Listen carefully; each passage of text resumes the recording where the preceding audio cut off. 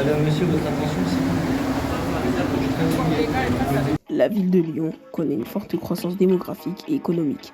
Le trafic automobile explose et la circulation devient très difficile dans le centre-ville.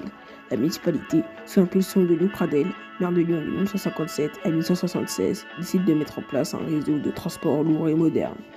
En 1963, les études sont lancées. Le tracé de la ligne A reprend en grande partie le tracé de la ligne 7, qui était un cauchemar pour les usagers, car elle était tout le temps blindée et tout le temps coincée entre les embouteillages de la ville.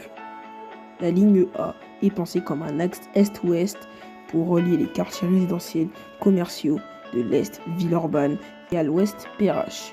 L'objectif, désengorger le centre et connecter les pôles majeurs comme la Part-Dieu, Bellecour et Perrache. Les travaux débutent au début des années 1970. Le chantier est complexe car une grande partie des lignes traversent une zone très urbanisée comme la presqu'île, nécessitant des travaux sur terrain délicat.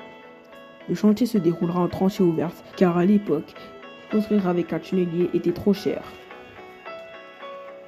Le matériau choisi est le MP75 Métro Pneumatique Lyon 1975, inspiré du métro parisien. La ligne A est inaugurée le 2 mai 1978, en même temps que la ligne B.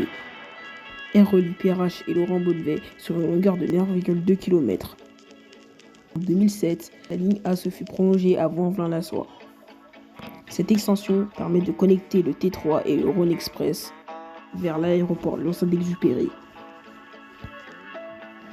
Les rames MP 175 d'origine sont rénovées plusieurs fois, en 1998 et 2002 pour recevoir la livrée blanche actuelle et de 2010 pour avoir la climatisation et la nouvelle signalétique.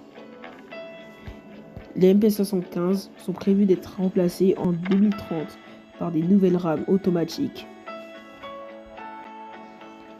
C'est déjà la fin de cette vidéo, je sais qu'elle a été courte, vous inquiétez pas, je prévois encore 2 histoires, celle du métro B et celle de la ligne 14 du métro parisien.